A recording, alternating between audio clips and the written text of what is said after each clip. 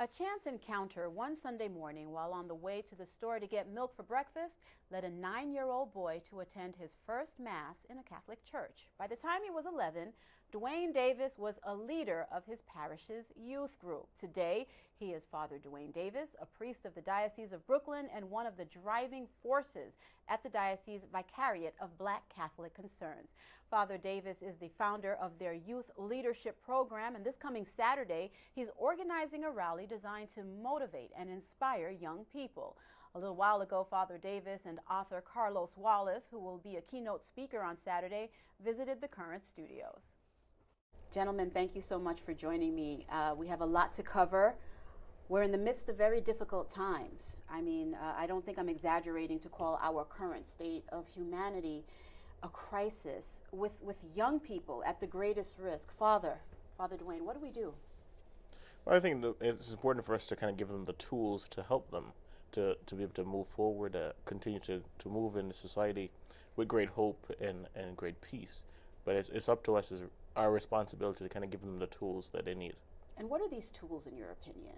Well, I think, in my opinion, is the leadership tools, the success tools, helping them to cope with everyday reality, and how to really break it down in such a way that they will be able to mature from it and experience life, but also still be able to live in everyday society. Now we're preparing for this event on Saturday. Carlos, you're a keynote speaker at this event. You met Father Dwayne at a book signing for your book, Yes. Life is Not Complicated, You Are. The title alone kind of always gets people, they get the eyebrows up. What is it about the message in your book do you think will resonate with the youth on Saturday and the adults? In the early chapters of the book, I speak about myself as a young person and with some of the challenges that I faced, and some of the tools that my parents gave me to overcome those challenges. And as they read them, they look up to me, but they kind of look at me as them, and they see the way I overcame those, which is basic principles: mom, dad. And you also had a very deep spiritual base as well. Absolutely, absolutely. My parents, religion and spirituality was deep. Christ every day. It wasn't just on Sunday, it was every day. We lived it. And those are part of the tools, I'd imagine, that you were speaking about, Father Dwayne. And as Carlos mentioned, it's all about principles, it's all about foundation.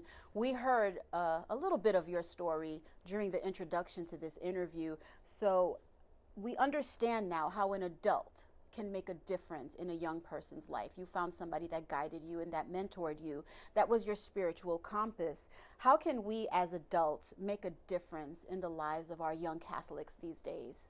I think it first starts with us just reaching out and letting them know that they're not alone, that they don't have to walk alone, and to share our own experiences that we've been through in the Catholic Church and in our faith life and our journey. To just share those experiences, I think that's a very important tool.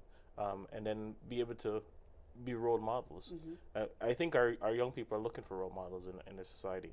They're looking for the heroes in our society, and so they're constantly looking for that. And if we can continue to be that for them in the best way that we can.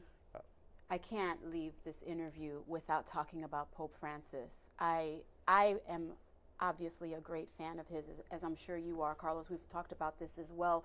I'm fascinated